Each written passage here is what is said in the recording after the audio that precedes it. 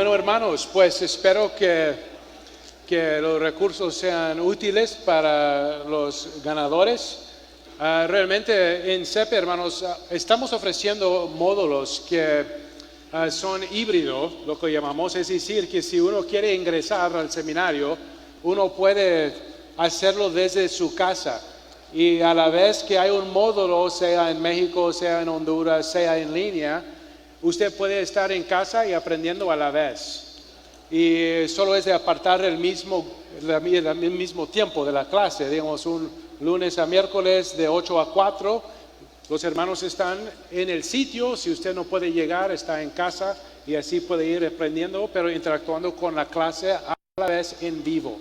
Y ya estamos ofreciendo eso en nuestro programa y pueden buscar más información en la mesa.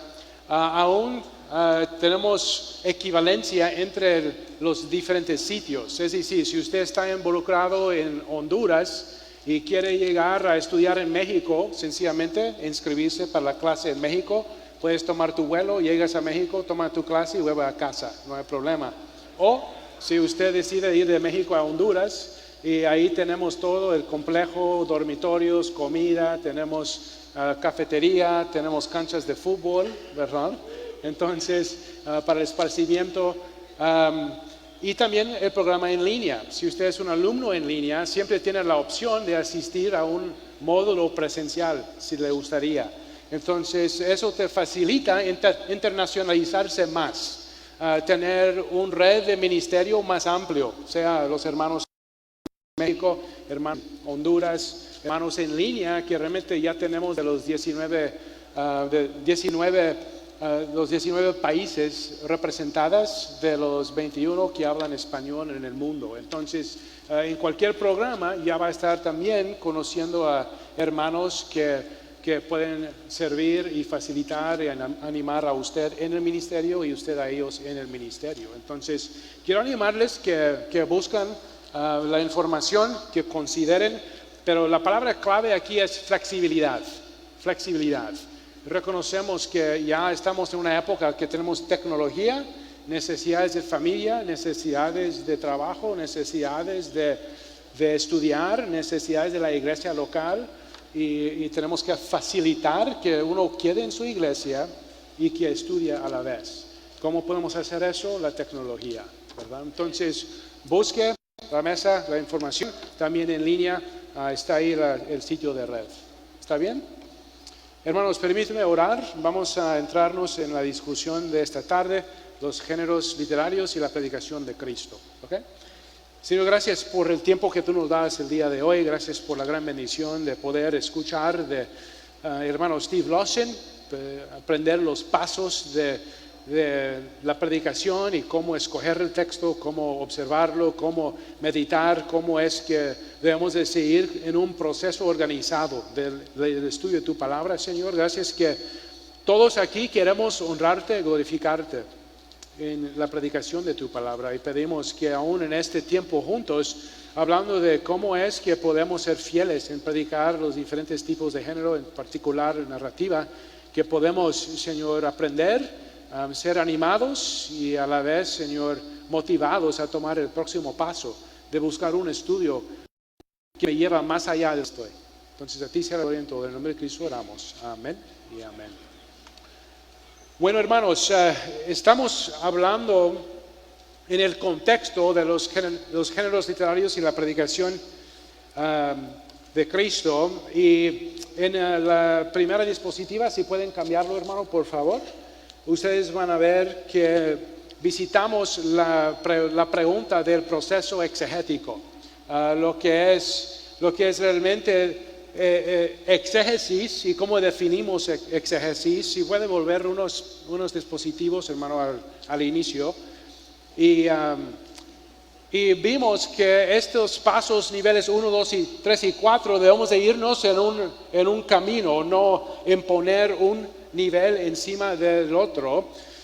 Nosotros vimos también que este concepto de hermenéutica realmente recae como una subcategoría de todo lo que debo de manejar como expositor para poder traer la palabra del Señor consistente con su único sentir, revuelto por la verdad universal y aplicar a la gloria de Cristo, su supremacía, su toda suficiencia para los hermanos. Vamos al siguiente, hermano expositivo, por favor.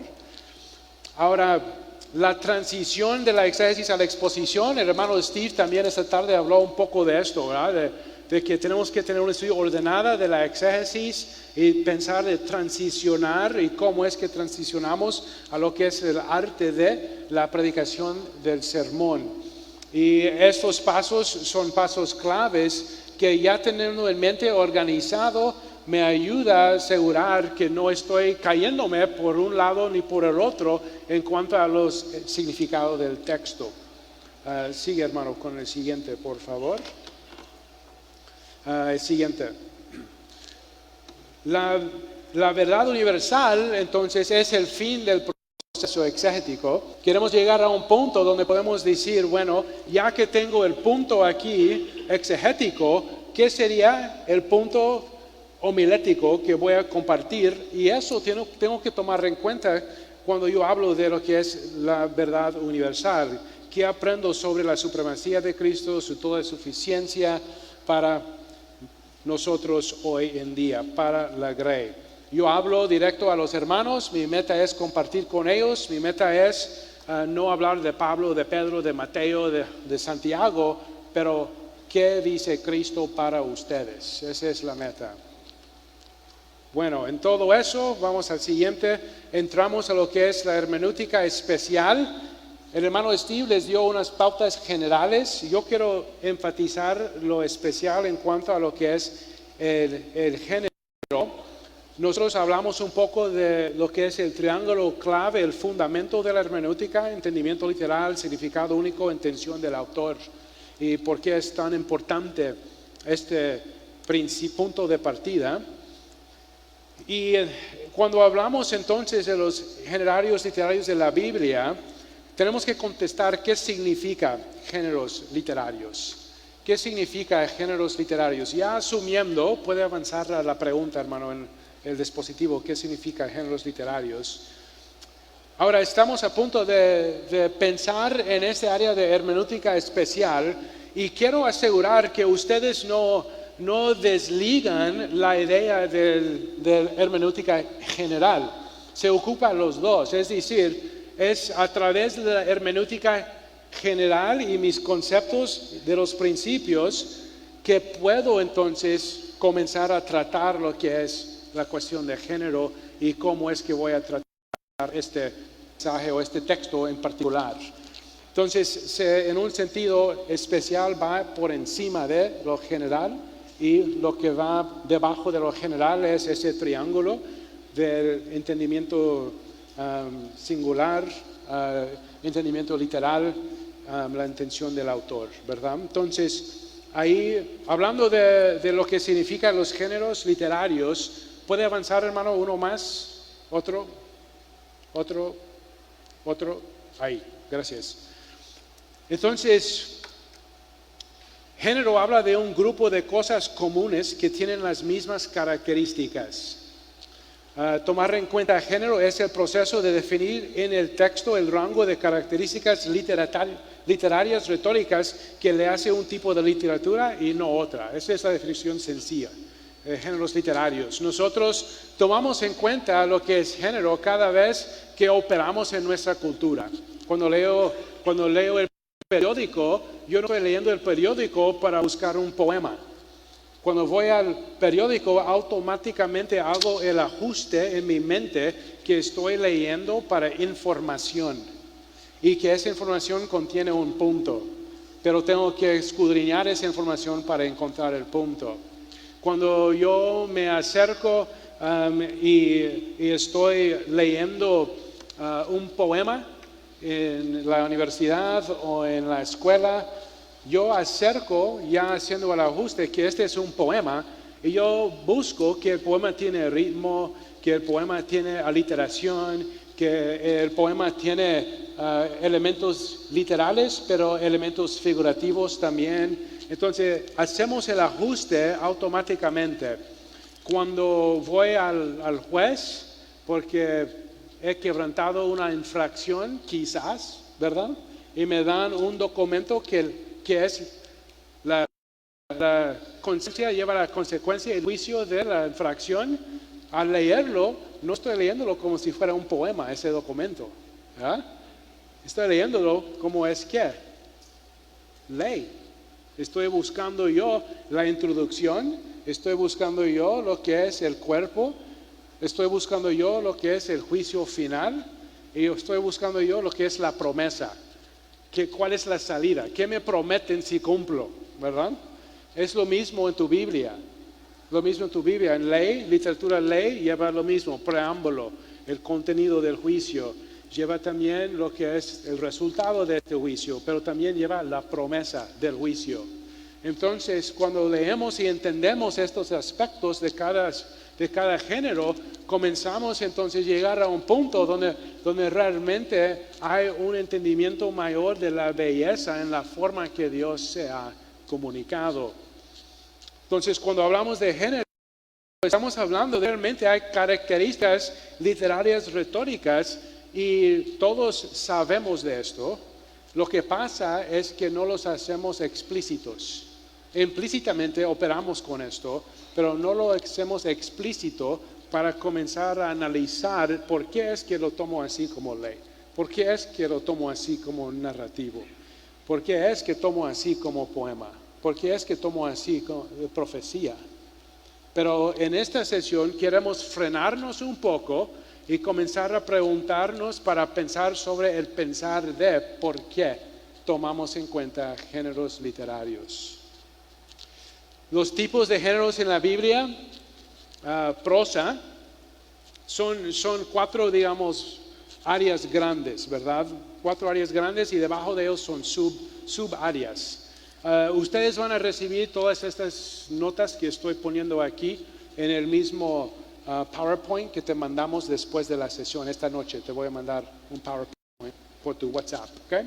Pero si quiere tomar notas, bien, pero si quiere relajar, escuchar, asimilar, también está bien, ¿verdad? Entonces, cuatro categorías: prosa, que abarca ley, narrativo, historia y los evangelios del Nuevo Testamento. Profecía, oráculos de salvación, anuncios de juicio, apocalíptico, que no ocurre en el Nuevo Testamento, pero en el Antiguo hay especies de apocalíptico que vemos que está pasando ahí. Poesía, salmos de lamento, salmos de alabanza. Literatura sapiente, que son los libros como Proverbios, libros como Eclesiastés de sabiduría, los libros de sabiduría que encajan bajo poesía porque tienen las características de usar mecanismos poéticos para comunicar su sentir. Didáctica, ejemplo, epístolas del Nuevo Testamento, ¿verdad? Su meta es de instruir y nos da cortas oraciones breves en la cual cada elemento contribuye al sentir y tenemos que entenderlo tal y como está. Y ese es realmente lo más sencillo para nosotros, porque como predicadores del Nuevo Testamento, la mayoría del Nuevo Testamento en lo que enfatizamos las epístolas se encajan en lo didáctica. Mientras prosa, pues vemos al Antiguo Testamento en narración, que es gran parte narración e historia. Y una parte ley también que podemos notar ahí.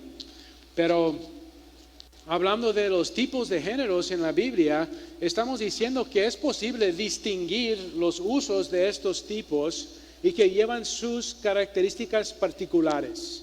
Y al llevar sus características particulares, cuando yo estoy aplicando mi hermenéutica general en este pasaje, también tengo que estar atento de que probablemente en poesía voy a encontrar más figuras, más aliteración, en proverbios voy a encontrar más contrastes, el hombre justo pero el hombre impío, el hombre justo pero el necio, el hombre pero estos contrastes que son consistentes a través de Proverbios me ayudan a ver que es un mecanismo poético para establecer un punto. Cada oración no va a tener un punto, es que la idea central se encuentra en las dos oraciones y tengo que escudriñar eso, ¿verdad?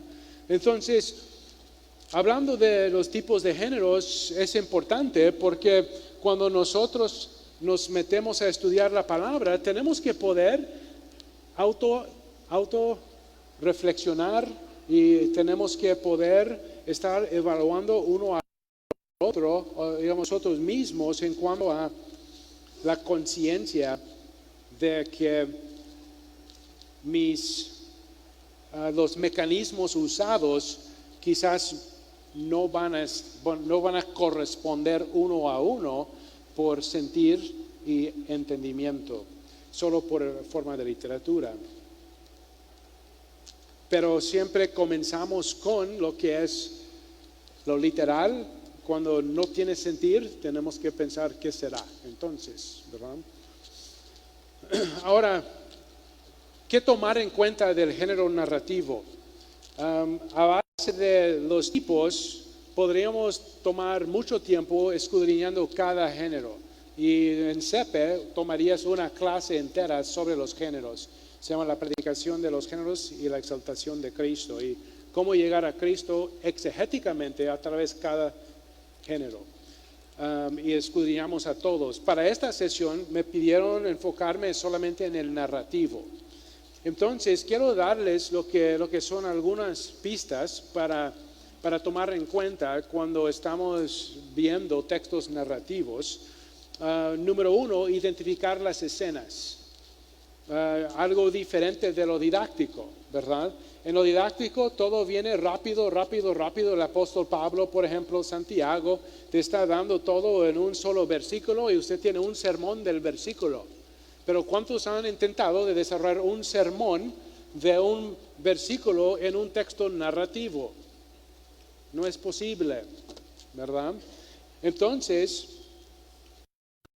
ahí es donde nosotros tenemos que tomar en cuenta que hay escenas que tenemos que estar viendo y esas escenas reflejan movimientos de pensamiento. Entonces la acción está dividida en diferentes secuencias.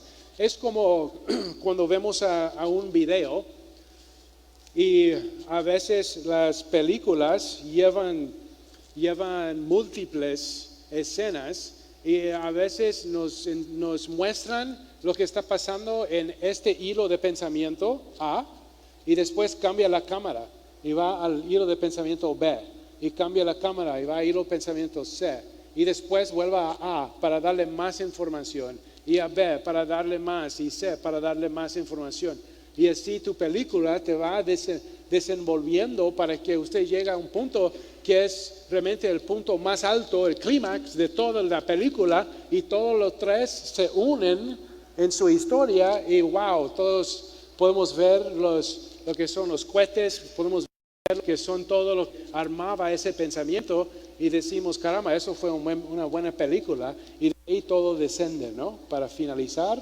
aterrizan y salimos de la cinema y decimos, wow, me valió esos 5 pesos, ¿verdad? Entonces, la idea aquí con narrativo es lo mismo, tienen escenas.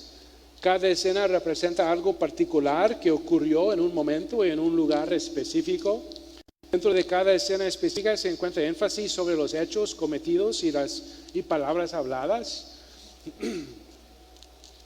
Cada secuencia contribuye para formar una escena completa, como cada escena contribuye a la película entera. Cada escena normalmente se compone de 2 o más personajes. Y en estas escenas la cosa clave es que se nota la penetrante presencia de Dios. Normalmente Él es uno de los personajes en la escena. En Génesis 3, Dios y Adán. Génesis 4, Dios y Caín. Génesis 6, Dios y Noé. En Reyes, es Dios el quien actúa en medio de las circunstancias malas de la nación, ¿verdad? Entonces, siempre Dios es uno de los actores en la narración, aunque hay otros personajes presentes a la vez. pero tenemos que identificar las escenas. Eso implica que también los textos van a ser más largos que tengo que tomar cuando predico narración. Cuando predico la narración voy a tener que involucrar quizás un capítulo entero, quizás 2 capítulos enteros.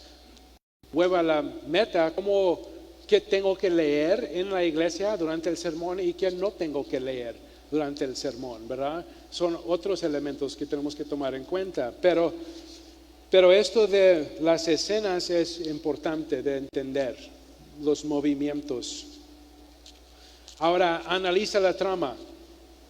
Rastrae el movimiento desde el comienzo a la parte de en medio y hasta el fin como un pirámide, lo que acabo de explicar, ¿verdad? Hay un comienzo, hay un punto alto, clímax de lo que es el cuento, el relato, y el desenvuelvo y la finalización.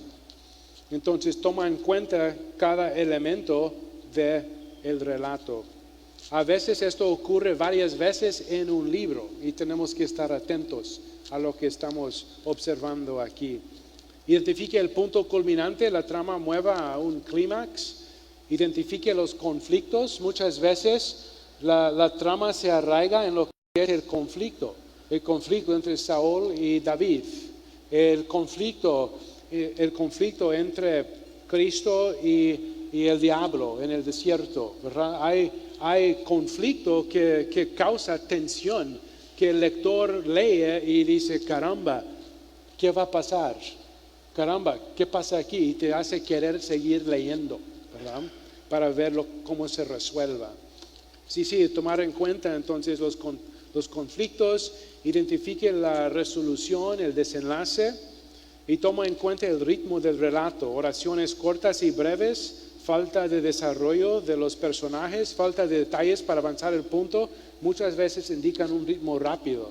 Es como a veces en la película usted ve que todo va ocurriendo muy rápido, como en las películas de acción.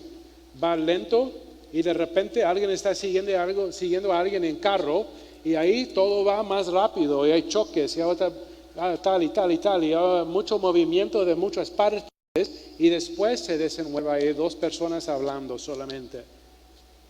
Es la misma idea aquí. Usted está leyendo su texto narrativo, ves lo que es todo el conflicto, todo el movimiento y todo viene en oraciones cortos por la emoción del autor y de repente, ¡pum!, el punto y el desenvuelvo.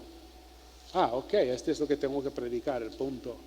Pero tengo que leer todo y entender los movimientos para llegar ahí. Y eso toma un poco de tiempo, ¿verdad? 3, determina el punto de vista. ¿Desde qué perspectiva está contada la historia? Espacial, se ha identificado el autor con uno de los personajes en un lugar específico. Temporal, nos cuenta el relato tal como ocurrió. Agrega más información de un tiempo después. Psicológico, nos da algunos pensamientos del personaje que está describiendo. A veces de la perspectiva del autor nos dice lo que están pensando los personajes, ¿verdad?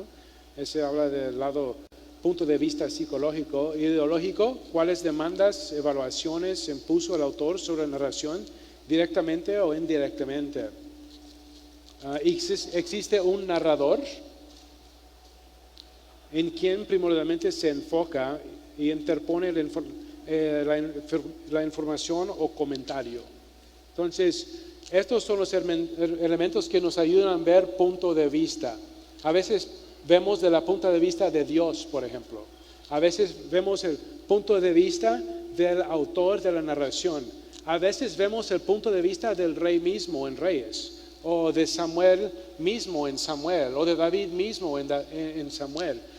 Entonces, depende de dónde nos encontramos en un libro, pero vamos a encontrar que el punto de vista es importante en esto, porque el punto de vista habla de quién es el quien habla y quién es el que está dando el resultado, la consecuencia, el juicio, o sea, lo que sea que estamos viendo en este contexto. Personajes. Normalmente en literatura bíblica se presentan los personajes de 4 maneras. a través de las acciones del personaje mismo y sus acciones con otras personas, a través de los discursos del personaje, a través de los discursos de otros personajes en cuanto a un personaje específico, a través de los comentarios específicos de un narrador en cuanto al personaje. En la carretera a Arameo, los discípulos están hablando y están hablando de los eventos. Llega el Señor resucitado. ¿De qué están hablando? ¿No has escuchado? ¿Verdad? Entonces ahí tenemos personajes que están en discurso en cuanto a un personaje específico, y ese personaje es el que nos aborda, ¿verdad? Entonces hay que prestar atención a tomar en cuenta de quiénes están hablando y cuáles son los mensajes que están dando. Preguntas a considerar: ¿qué detalles se da? Existen descripciones físicas, gentilicias o profesionales que nos brindan información de su estatus en la sociedad, de sus características sobresalientes. Se contrastan los personajes. A veces en el contraste nos ayuda a entender por dónde va la narración. Número 5, determine el trasfondo del relato. Determine el trasfondo. ¿Cuándo ocurre? ¿Dónde ocurre? ¿Cuál es el significado? ¿Tiene el evento sitio significativo, sitio geográfico significativo, como en Génesis 22? Abraham está en el monte de Moría, pero este sitio también será el sitio del futuro templo en 2 Crónicas 3:1. Entonces esto es significativo, tenemos que tomar eso en cuenta cuando estamos predicando este texto. El diálogo agrega color, intensidad y realismo. Diálogo es indicador clave del género narrativo, y el diálogo frecuentemente lleva a cabo el tema del pasaje, es decir, el punto de lo que quiere establecer. Esto ocurre muchas veces en los evangelios. En los evangelios son los discursos donde usted encuentra el punto del pasaje. También esto ocurre cuando estamos viendo diálogo en Samuel, con el profeta Samuel, o cuando estamos en Reyes, viendo el diálogo entre los reyes. Están llevando un punto que el narrador quiere imponer y quiere que usted escuche de la boca de esa persona. Lo normal es que el diálogo ocurre entre dos personas o grupos. Es raro que ocurra entre 3 o más. Número 1, ahí donde se introduce el diálogo por primera vez en el relato. Sería importante reconocer.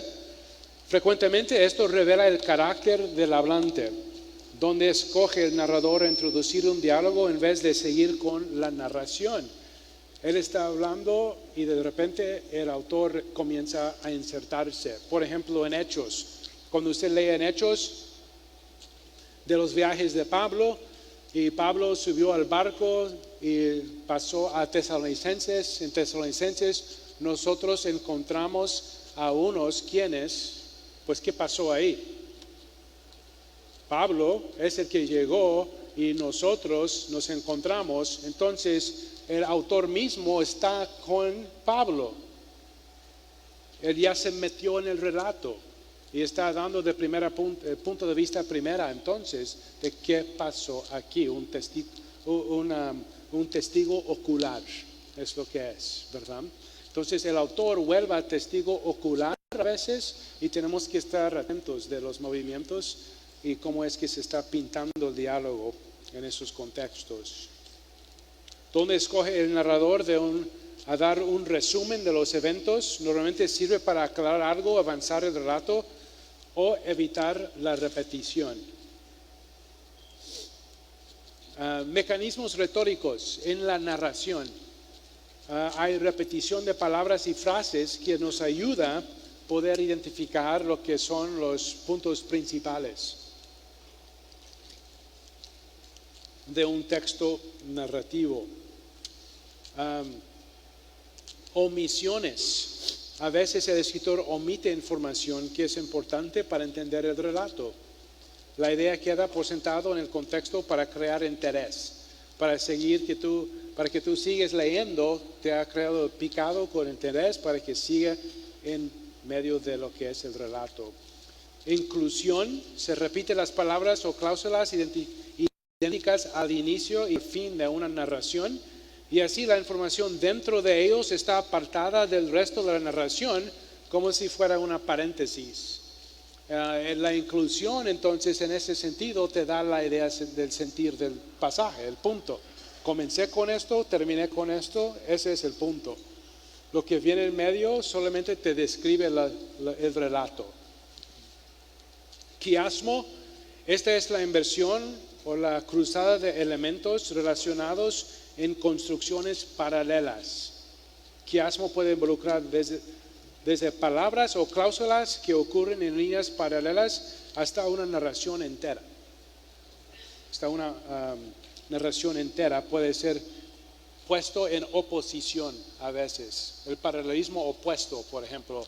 Paralelismo similar, por ejemplo. Entonces, al leer una narración, puedo ir siguiendo el hilo y ver cuáles son los mecanismos retóricos, y eso me ayuda para identificar lo que serían el gran movimiento y los elementos que no debo tomar literal y qué debo tomar literal y dónde encuentro el punto de este pasaje en particular.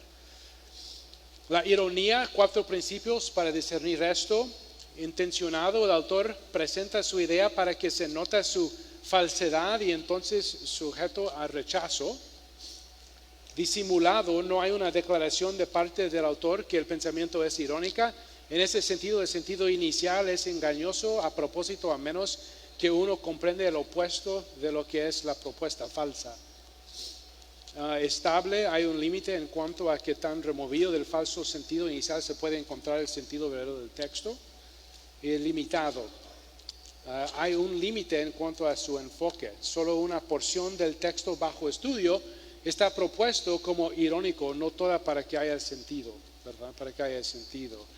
Pero los mecanismos retóricos que vemos, repetición de palabras, omisiones, inclusión, quiasmo, ironía, todo esto nos sirve en el proceso de la observación, porque estamos anotando, estamos tomando notas, leyendo, releyendo, leyendo de nuevo, relacionando con lo que vino antes, lo que viene después, leyendo yo más amplio el libro. No puedo manejar un texto narrativo sin entender varios capítulos de lo que viene antes y los varios capítulos de lo que viene después. Entonces, mi tarea como predicador es, en el paso de observación, ir tomando en cuenta lo que son estos elementos de escenas, trama, punto de vista, personajes, trasfondo del relato, diálogo, mecanismos retóricos, y en eso me ayuda, y eso es además de solo ver por las palabras repetidas, que es mi hermenéutica general, palabras repetidas, elementos sintácticos que son similares, palabras que son raras que se usan en este texto que pueden ser importantes, ¿verdad? Tomando en cuenta el lugar del relato, tomando en cuenta. Entonces, esto va a un paso más de solamente la observación que hago con un texto didáctico. Esto va más allá a lo que es, bien, un texto narrativo, y este es un animal poquito diferente porque tengo que tomarlo con más secciones más grandes en mi manejo. Ahora, la pregunta vuelve entonces, bueno, a base de esto, ¿cómo voy a interpretar la narración? ¿Cómo interpreto? Hago el trabajo de observar, pero ¿cómo interpreto? Pues, número 1, aplica los principios generales de la hermenéutica y toma en cuenta los siguientes, ¿va? Entonces aplica la hermenéutica general, pero también toma en cuenta los siguientes. Tienes que identificar cada escena de la narración y definir cómo se relaciona con los demás. Analiza la trama de la narración, enterarse del punto de vista de que se escribe la narración, presta atención a los detalles minuciosos de la escena, examina el diálogo usado por el autor para contar el relato, tomar en cuenta las unidades de una escena, su relación con una con la otra a través de un diagrama en bloque, que es un poquito diferente. Aquí cuando hablamos de diagramación para un texto didáctico, estamos hablando de diagramación en línea, donde usted pone la línea de base, sujeto, usted pone verbo, usted pone el núcleo del predicado, ¿verdad? Complemento directo. Entonces, ahí es donde uno dice, bueno, porque estoy tratando narración, no voy a ver una línea, sino voy a organizar a base de los párrafos que son los pensamientos más amplios que abarcan el inicio del cuento y el fin del cuento. Y ya con ese bosquejo en orden, yo puedo ir identificando cuáles son los componentes claves aquí que me van a señalar el punto. Dentro de lo nativo, define si hay un punto, dice, define si el texto mismo o la interpretación. Dentro del narrativo, muchas veces el texto mismo te da la interpretación. Es decir, no es mucho trabajo encontrar el punto la mayoría del tiempo, porque el autor termina con palabras como estos. A consecuencia de esto, Dios hizo esto.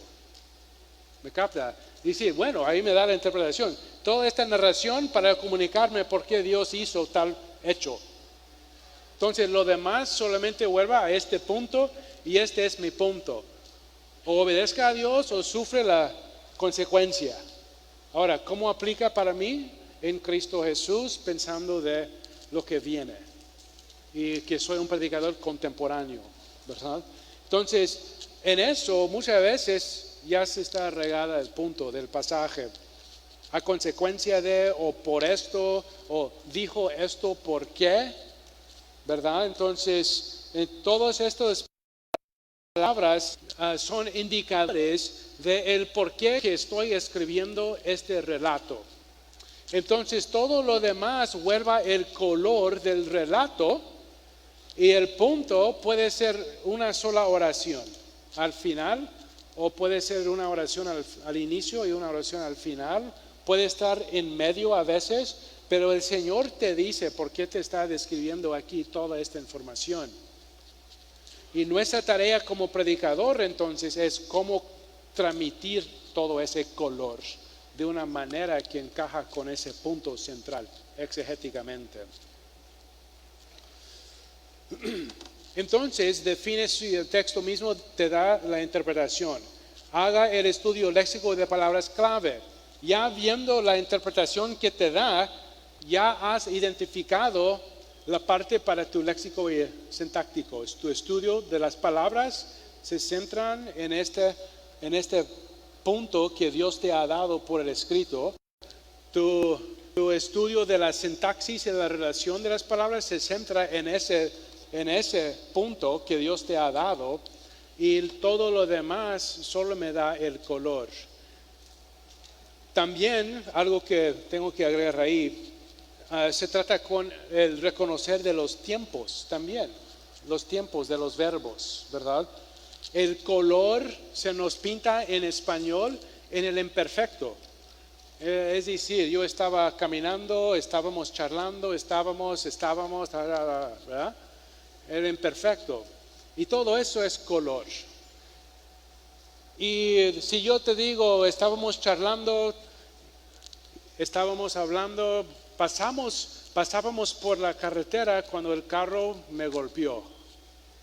Mi punto aquí es, el color era los movimientos, pero el movimiento clave fue que el carro me golpeó, pretérito, ¿verdad? El carro me golpeó. Hacemos lo mismo en español, usamos el imperfecto y los pretéritos son los que me indican elementos de acción importante. Eso es lo mismo en hebreo. En hebreo se usa el imperfecto para dar el color, el pretérito para subrayar lo que realmente es el punto aquí. Entonces, viendo los tiempos nos ayuda en la narración a identificar cuál es el punto de este pasaje que estoy viendo. Aunque son 50, 60, 70 versículos, hay un punto aquí y es claro. Solo que no era claro antes porque no entendía yo cómo manejar la narración. Pero ahora con los principios yo veo que este es el punto. Y por eso vino a Planter y por eso estoy aquí ahora, porque eso es lo que aprendo aquí, ¿verdad? Cómo estudiar mejor, más rapidez, calidad, excelencia, punto. Exaltación a Cristo para los hermanos, ¿verdad? Entonces, lo que estamos diciendo es que la narración es un texto que en sí misma lleva principios que llamamos hermenéutica especial. No suplen la hermenéutica general, sino construyen encima de. Tenemos que manejar los dos. Narrativo solamente es una subcategoría de prosa, pero tenemos 4 categorías en general de literatura que abarca en la Biblia. Bajo de esas 4 generales tenemos subcategorías y se puede estudiar de esas subcategorías. No le animo que vayan al internet, pero les animo a que acudan a buenos comentarios que te pueden usar en este área cuando están estudiando en su texto narrativo, viendo los evangelios, viendo el Antiguo Testamento. Ahora la pregunta vuelva, ¿cómo predico narración? Como le digo, si estoy viendo 80 versículos, ¿cómo lo voy a predicar? Porque yo he escuchado a predicadores que están en un texto narrativo y están predicándolo como si fuera un texto didáctico. Están predicándolo como si cada 5 versículos a través de la narración tienen que estar predicándolo y explicándolo. Pero realmente pensándolo bien ahora con lo que ustedes ya saben aún de esta sesión, eso es el contrario del diseño de Dios en la comunicación de ese pasaje. No lo intencionó de ser leído en 5 versículos a la vez por 20 semanas. Oiga, Moisés, dele 5 versículos ahora. Y el próximo sábado te voy a dar 5 más. Próximo sábado 5 más. Próximo sábado 5. Y eventualmente terminamos con Génesis 1. ¿Me comprende? La belleza del relato es el relato entero. Y los hermanos tienen que apreciar el relato tal y como se ha entregado. Entonces, ¿cómo predicamos el texto narrativo? Tenemos que mantener un texto en contexto. La selección de un texto narrativo está atada a todos los componentes del relato: trasfondo, crisis, resolución, conclusión.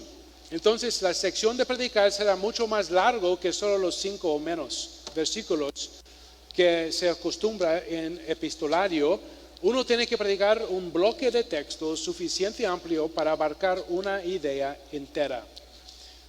El bosquejo homilético debe estar ordenado alrededor de las escenas y sus contribuciones al relato entero. No voy a tener punto 1 A, 1,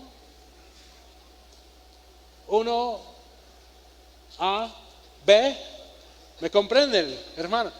Y predicando así también, hermanos. Ahora mire, el punto 1A, B, lo tengo ahí, ¿verdad? En su bosquejo. Bueno, estamos en versículo 1, palabra número 4. Y tenemos 50 versículos para tener sentir aquí, hermanos. No, eso los mata. Y eso pasa, hermanos, en la iglesia. Los matamos en textos narrativos porque no lo sabemos cómo predicar. Entonces el bosquejo vuelve a algo importante. Voy a tomar las escenas y aún yo puedo resumirlo. Mira, hermanos, en capítulo 32, versículos 1 a 5, hay un pensamiento ahí donde el Señor dice tal. Y en versículos 6 al 20, el Señor dice tal.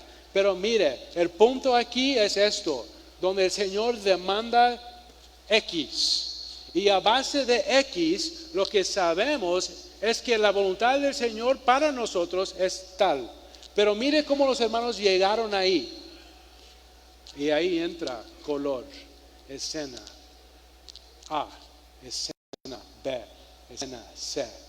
Y terminamos. Y los hermanos dicen, wow, caramba, pastor, Cristo ha sido exaltado aquí. Dios es bonito. Y tú dices, amén. Y avanzamos un capítulo y medio. Amén. ¿Ah?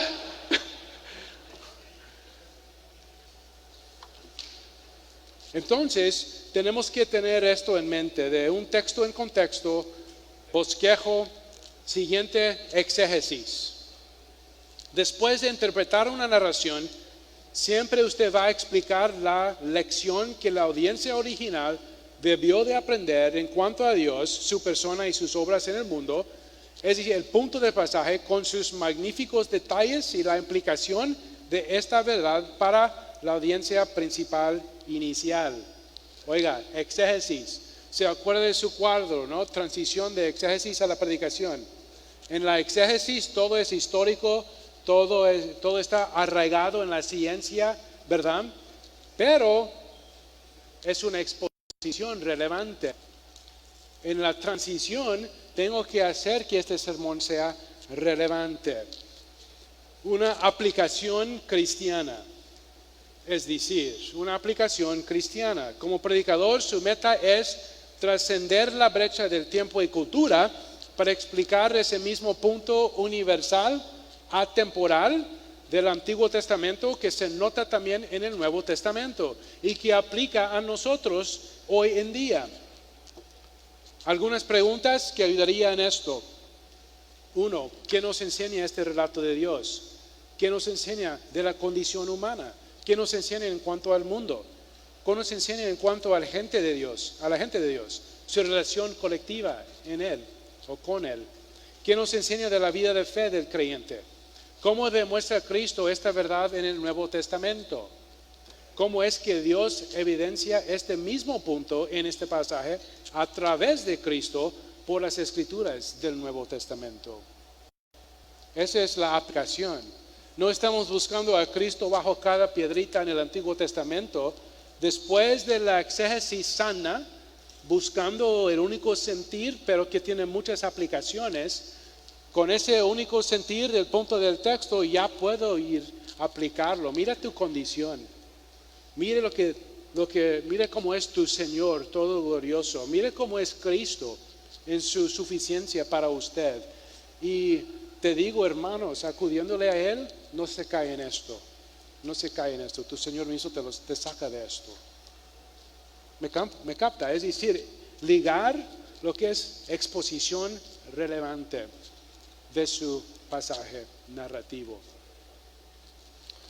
Ahora, este es realmente una enseñanza breve, corta.